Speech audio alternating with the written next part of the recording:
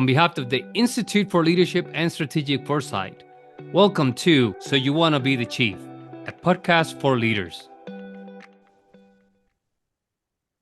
I have not seen this young lady in so many years when I used to see her all the time at the Air Force Academy.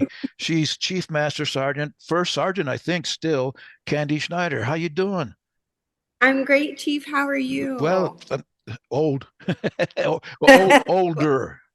I think you reverse age. Yeah, You're well, going back. I don't know about that. But anyway, we were together at the Air Force Academy, and I don't remember the years, Chief, but it's been a few years back. And I remember that you used to come and serve as a facilitator with our programs at the Center for Character and Leadership Development. That's where I first met you. And if I remember right, you were either a master sergeant, first sergeant in those days, I think. That is correct. Okay. That is correct. It seems like just yesterday, some days, and some days it seems so far away. Yeah, I was a master sergeant. Yeah. First sergeant. I've told people, and it goes with the book, you hang with the chief, that would be me, you get promoted. Look, That look, is true. there's evidence of it. But and you were or you are a first sergeant still, but you're in transition. You're out at going into like not now, unless I keep saying not Creech, right? And I am. you're not going to be a first sergeant there though. That is correct. For the last 3 years, I was the command first sergeant for headquarters U.S. Space Force. So all of U.S. Space Force, helping them transition from airmen taking care of guardians and airmen, advising the chief master sergeant of the Space Force and the leadership teams across on the quality of life for our folks and their families. I am in the middle of a PCS, so I will check into Creech Air Force Base on 1 March. I decided I was going to take the entire month of February as leave or transition. And so it's, I, 1 March, I'll take the diamond off and I'll be the 432nd Mission Support Group Chief. So the team out here has been amazing so far. And so I'm excited to see what our amazing airmen and teammates are doing on my base. Yeah, it'll be fun, at least interesting at the beginning, like anything else, right? I remember at the Air Force Academy, the first 6 months I walked around like, what the? Eventually, I figured it out and got used to it. But that's always, to me, I like that. I enjoy learning new stuff, new people, and meeting new people and all that stuff. Now, so how long have you been in altogether? Ooh, 27 years. Okay, and I think, can I say is you're going to retire there, right? This is your last assignment. I will. Okay. This will be my last assignment, unless there's some craziness that happens. But the plan is this is my last assignment, and I will go back to Texas and help continue to oversee the care of my mom, who's disabled. Oh, So she was shot when I was 13, survived, and so I'm her overseer of her finances and her health care, making sure that everything is good to go. oh, wow, So I'll go. wow. And how long were you a first sergeant altogether? I think I calculated 9 Wow. years.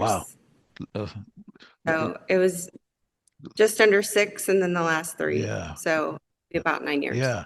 Well, so you have some expertise, if not an expert, at lesson 6, acknowledge presence, because this Yes. is what I think a first sergeant does. Now, I performed duties first sergeant. It was additional duty first sergeant for a few years in Keesler.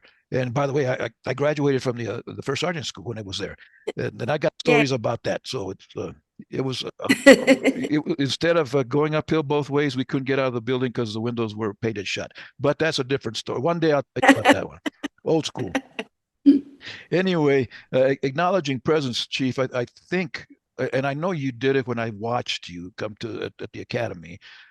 I think it's critical that as a leader, and that's what chiefs should be doing, leading, I think. The first thing we do with our followers is acknowledge that they even exist. And I know you had some time at the academy. I don't know if you were with the cadets much, but a lot of times we made the freshmen who I was chartered to lead or teach. we made them feel like they were nothing, and I made sure that when I was around, and they remember me, a lot of the grads would remember me, that I'd go to the library and find them and ask them, how are you doing? Now, the answer, if you remember, they have 7 deadly answers, and the one, outstanding, sir. Bullshit. How are you? Tell me, how are you really? And then they'd open up. Okay, chief, let me tell you, which was not always good. And that's what we want to know so that we can help them, right? True. That is true.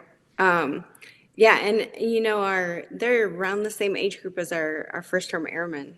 And a lot of times people are so quick, and it's not just in the military. I'm noticing it even in the civilian sector. Um, Everybody is now, that it's the typical answer of, oh, I'm good, I'm good. There was a time that I was rushing to a meeting. I forget whichever meeting it was, the commander's in there, the chief's in there, a variety of our squadron leadership teams at the flight level were all there. Whatever the meeting was, it was important.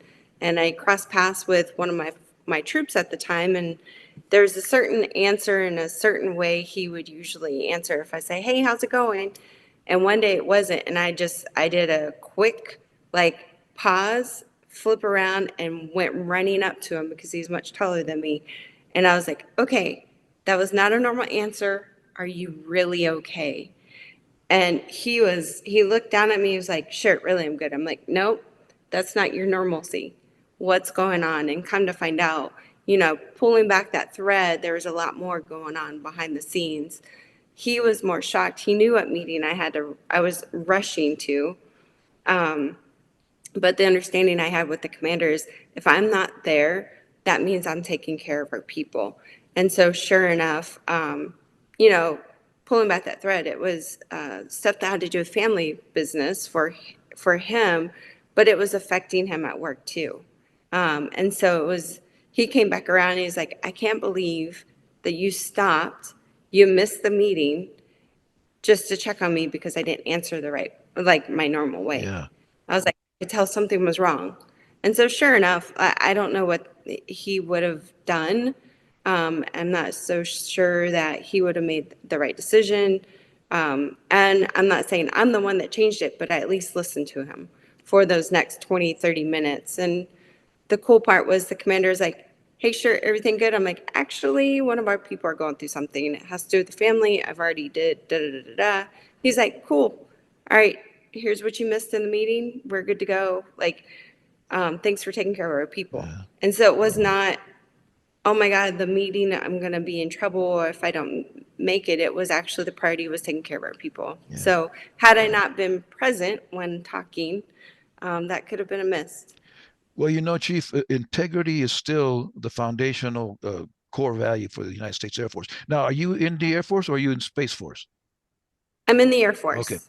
So it's still the foundation, and doing the right thing sometimes means pissing somebody else off. Because I've been in that same situation. You remember Colonel Sanders, not the chicken guy, but my boss at CCLD Yeah. years ago. I remember him saying, Chief, the one thing, well, he used to teach me a lot of things, but he said, if you're not here, I know that you're out saving the world. Yes, sir. I'm not saving the world. And the same thing, a lot of times we don't have to say anything. A lot of times we don't have to do anything. We just have to be there, acknowledge their presence, be present so that they can tell us whatever it is they need to. And I have my daughter who is a director of a center for kids, a child development type thing, only off base. I don't know what they call it, but anyway, one of her teammates' moms died a couple of weeks ago, and she said, Dad, I don't know what to send. I need to want to send her or something. I don't know what to say. And I told her, don't say anything, baby. The best you can do is give her a hug. You don't have to say, or maybe just say, I'm sorry. There's nothing that you can say that'll make it better. There isn't. So I found a little meme that's two little birds hugging each other, and I sent it to her. I said, send her this, and she said, oh, it was beautiful. She loved it. So yeah, but being present for them sometimes is that we're there, and that's all we got to do. Yep, that's true.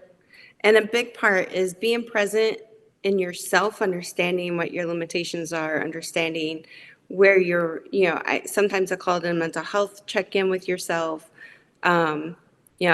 A friend of mine, that's out here lost their brother, and I was planning on going to the funeral, military funeral, and here I am, like just rolling in to Vegas with my giant Penske truck and my car and a car carrier, and they're like, "Chief, appreciate it, but not necessary."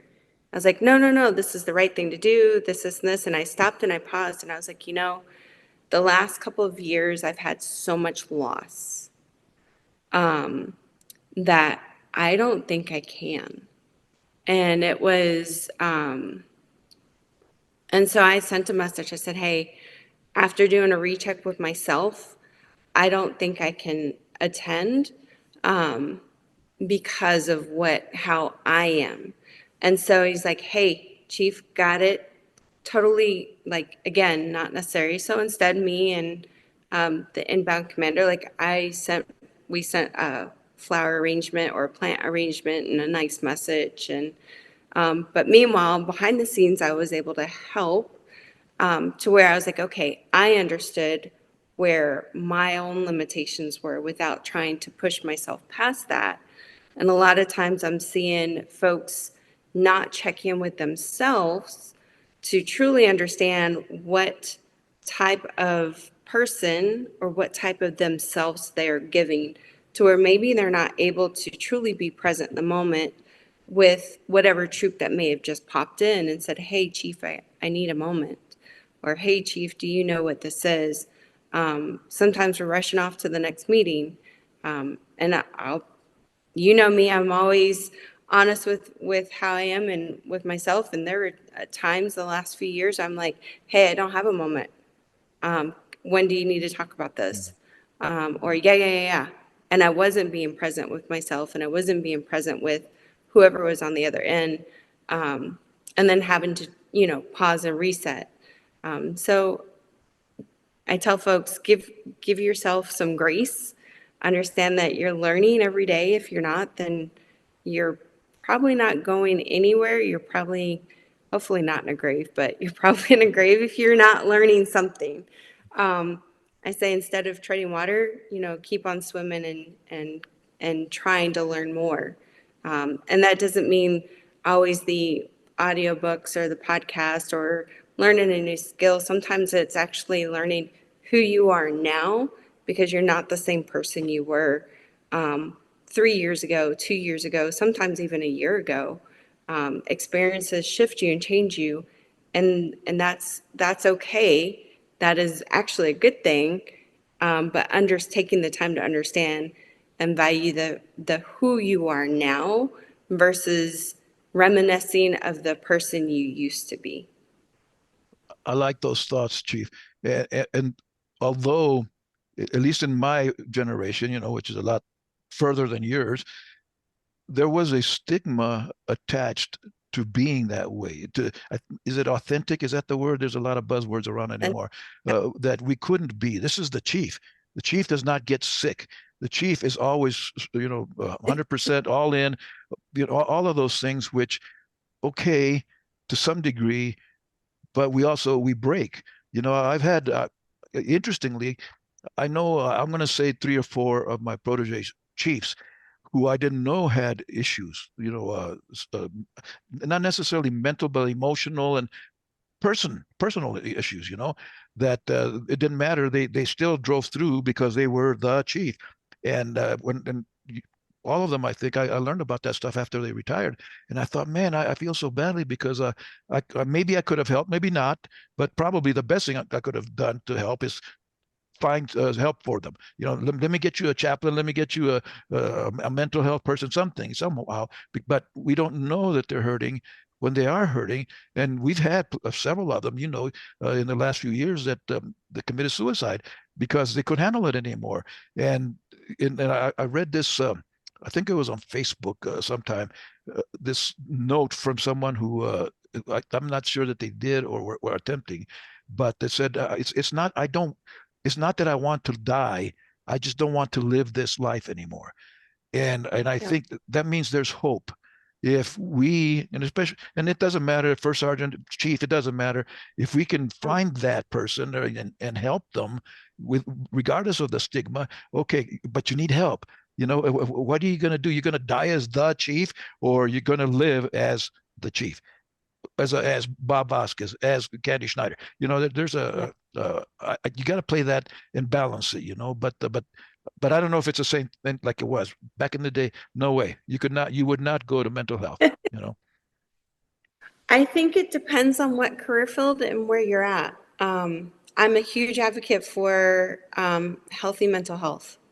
And so years ago, I attempted because I thought that that would, and I'm talking years, I was a teenager. And this was before my mom was shot. And I thought that if she didn't have me, then she could get out of the bad situation that we were in. Now, what 13-year-old usually thinks that way? And it's usually someone that's been raising themselves, because my mom at times worked 3 jobs just to make ends meet. And so here we are in a small town, Alabama. And so, but it took me many years because after she was shot, like I was angry. And I had grandparents that were like, no, I'm not taking her to go talk to someone. She's fine. She'll be fine. She'll grow out of it. And, I struggled at times. And there are, different points in my life to where it was challenging. I finally got help in my 20s, and then again in 30s. And it's not a one size fits all type of care. Sometimes you need someone that may be better fit for a particular portion of your life. The the doctor that helped me through the part that was still lingering from my mom, I call it an accident. He looked like Albert Einstein.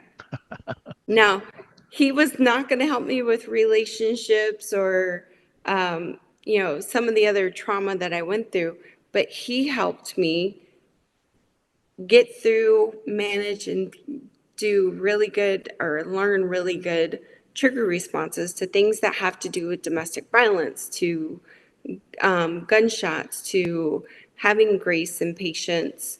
And then fast forward, 3 years ago, I got a TBI. In fact, 3 years ago tomorrow, dodging a distracted driver while out on a 4-mile run in Colorado between snowstorms. That, invisible wounds are a thing. I had someone, actually, when all the bruising went away, I had somebody that was in my leadership chain that was like, I don't understand why the chief's not at work. She's healed. No, my brain is not healed. My brain is rattled pretty bad. I was probably chucking a good 5.5, 6 minute mile pace down a hill and face planted concrete. Concrete's not soft. Yeah. I think trees might be softer than concrete, not by much, but a little bit. And so that forced me to slow down. And here I am, many moons later, many, many years later, trying to pause and think about, okay, what shift in my life. And there are times I had to, go back to another counselor because here I am still trying to work, and still trying to understand the new me, because a lot of people understand the old me. And even some of my close friends, they'll rapid fire questions at me and won't pause. And I'm like, I need you to stop. And I have said at times like, hey, I am very present with myself. I need you to pause. I need you to stop because I'm going to say something that's not very nice. And then I'm going to hurt your feelings. And sometimes they'll keep on going, and sometimes they'll look. Now they usually look and say, okay, I said, I promise you, just give me 5. I just need to decompress, organize my brain, and then I'll re-engage. I wasn't always like that when I was younger. I wasn't always like that even 10 years ago. And so understanding you change and being present in that helps as well, through the years. So, doing that kind of check in with yourself. Yeah. And then check in with those that are in your inner circle. Sometimes your inner circle changes. Yeah, it's funny. People change and that's okay. And so just accepting and understanding that, I think, helps in the big picture of life and our ecosystems and what it is that we want to do, and potentially saving a life or a few lives or even your own, to where you understand, okay, I understand this is why I'm feeling how I'm feeling, or maybe you don't understand it. And then you can process through, or you can say, hey, I have a rule that if I get into it, I call it my depression. By day 2, if I'm not out of it, one of my 3 people that I call, usually I'll fire a certain message out, and it doesn't say anything like I'm having a depression, it doesn't say anything like that, but they know. Yeah. And so usually one of those 3 will call and say, okay, let's talk through it. What's going on? And usually it just could be something that triggered me that I wasn't expecting. And so understanding that and understanding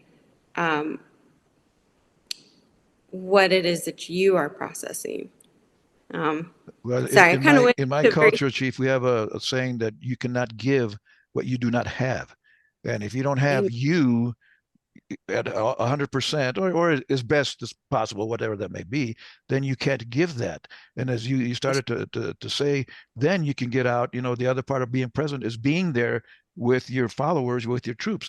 But yep, even if you're there physically and aren't any, the rest of you is not there, you're not there. It's just not going to be effective. But when you can be, and you've got all of this working together, then you can go out there and be with them. And I've always said, that you can't teach unless you've done. You can't decide unless you've seen.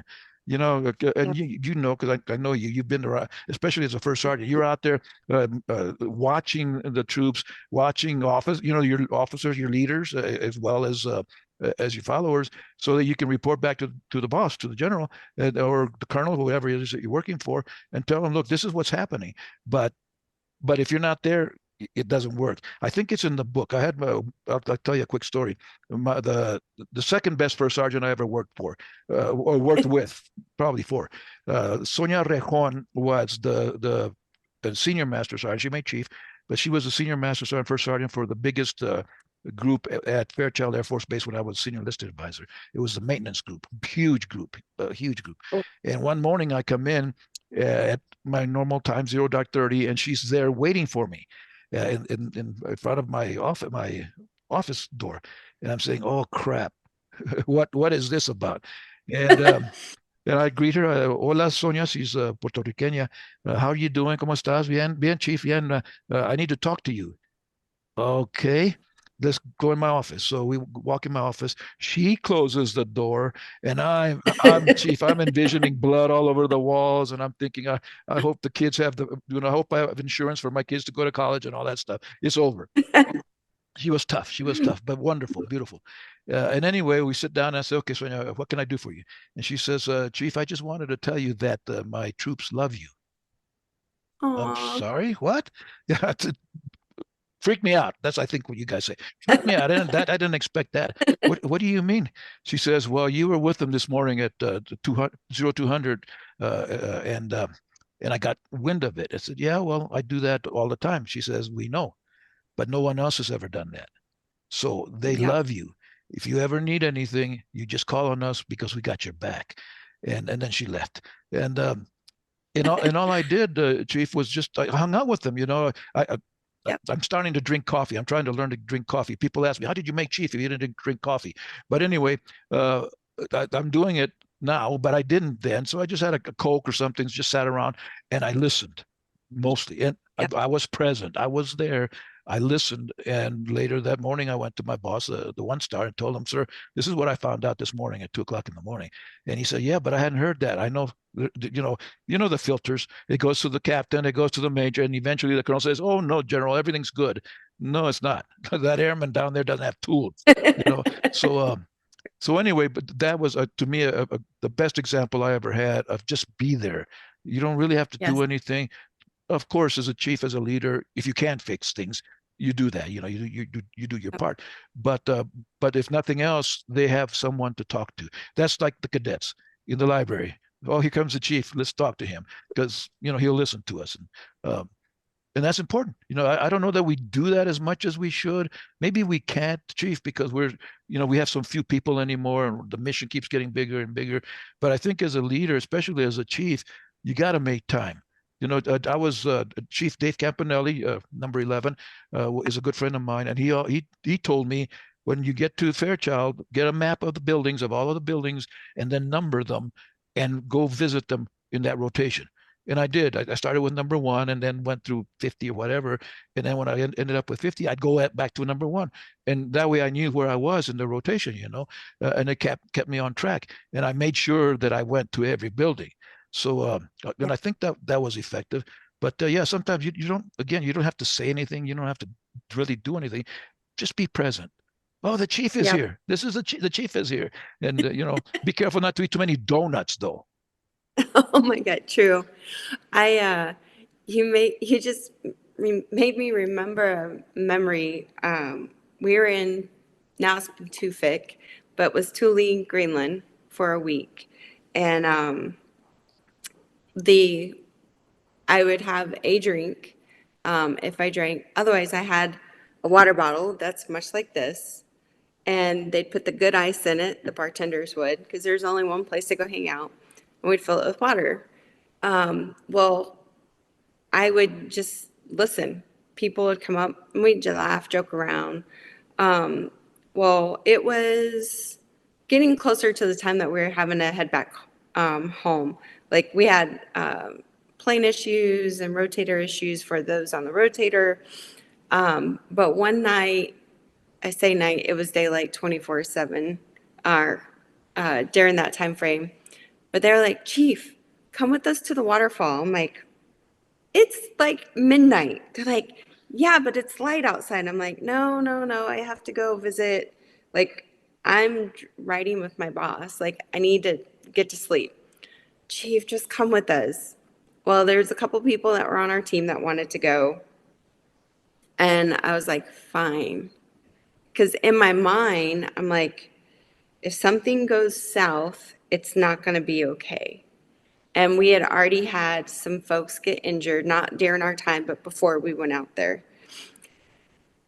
And so here we are, in the middle of the night, daylight, heading to go find this waterfall in this area of Thule.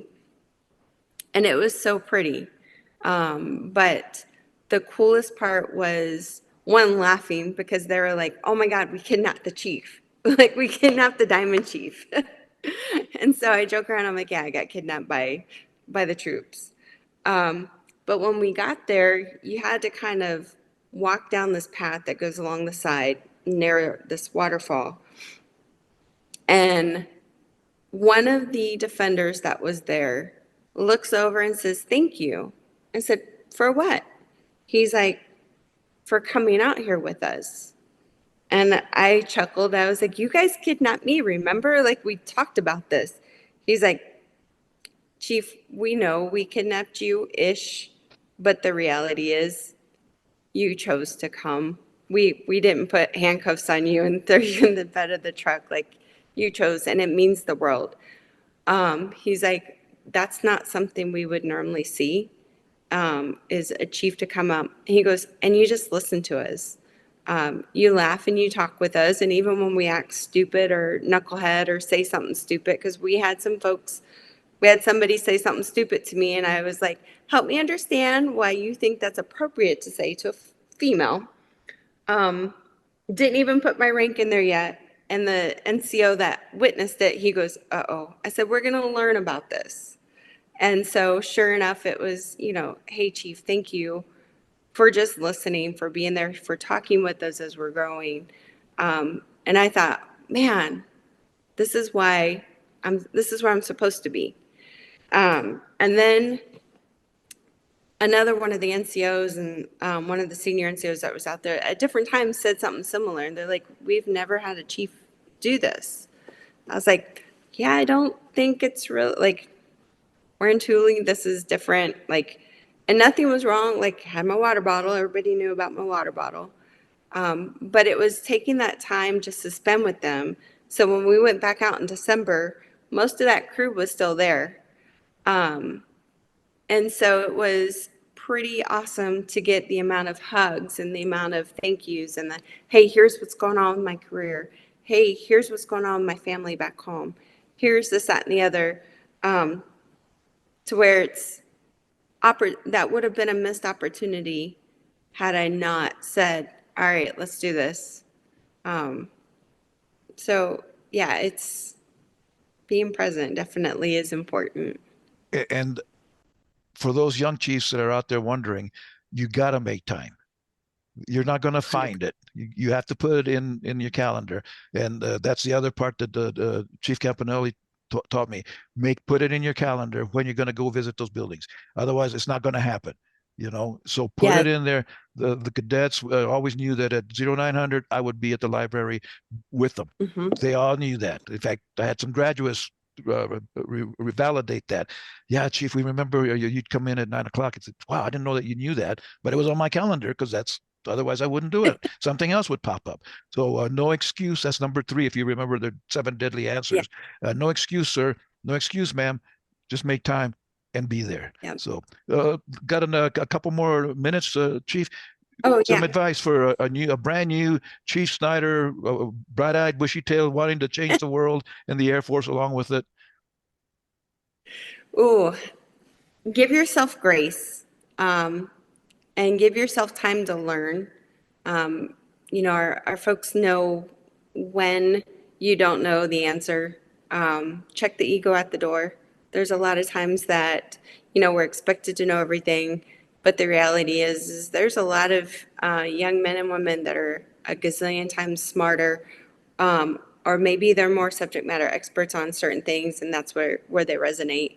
I call it whack-a-mole, regardless if I'm doing the first sergeant role or if I'm doing the chief role. It's whatever is hot and focus. That's usually what we are as a chief. Usually you're rushing to whatever meeting, you're handling whatever important thing pops up at the last minute. So be present, give yourself grace, take time for you. Most importantly is do I call it a healthy mental health check, to where you understand and own it too, of whether or not you need to take a knee. This month, like I shared earlier on, is, I'm taking this month to decompress and to recharge me, and get to know the new me, compared, because the last 3 to 5 years have, there have been some life changes and some shifts. And so understanding who I am now compared to who I was. So take that time for you, take that time for your family. Understand that, hey, sometimes it's okay to be a little bit vulnerable, in order to earn trust with your troops and your folks. You have to give a little trust, and you have to be a little bit of vulnerable, and definitely be humble and be real. As you said earlier, my brother Chief, your true authentic self. Our folks, our team, doesn't matter if they're military or civilian, they can usually tell if you're not being your true authentic self. And so with that, I think that goes with being present, and understanding that being present, even if it's 4 or 5 minutes, or if it's for being kidnapped, or popping in at a certain time, it definitely sets the stage, to earn their trust, earn their followership, because it's not given to us, we have to earn it, and to lead our folks. And sometimes leading them is understanding that you have to follow them. I mean, they may be that SME, regardless of what career field it is, but being able to follow them as they're leading us through whatever it is that they're the experts on. Great words, Chief. Thank you so much. And thank you so much for what you've done for us in the last almost 3 decades. And And you're going to continue on for at least another few years there at Creech. I'm so proud of you. The day, and I know this has happened before to you. There are people, when you spot them, you say, that's a chief. Maybe they don't have all the stripes yet. I had lunch with one the other day who's a tech sergeant, or that's the stripes he's wearing. But as soon as I spotted him, I said, that's the chief. So I remember the first time I saw you at Doolittle Hall, walking in with I don't know who, and meeting you. I said, that's a chief. It's just a matter of time whenever she puts on those stripes. So you're doing great work. Please continue. Take care of yourself first, that, and make that a priority. If you ever need help, or if you ever need some old chief to yell at you, I can get my leadership, my chief voice out and yell at you. But God bless you for being on the program, for doing what you do. Keep doing it. Thank you, Chief. You too. And thanks for pouring into us over the years. You're definitely pouring into a lot of us, and hopefully we're all paying it forward in the best possible way. Well, it's all about air power, HEIR power. Yes. See you soon. I appreciate you. Yes, sir. All right.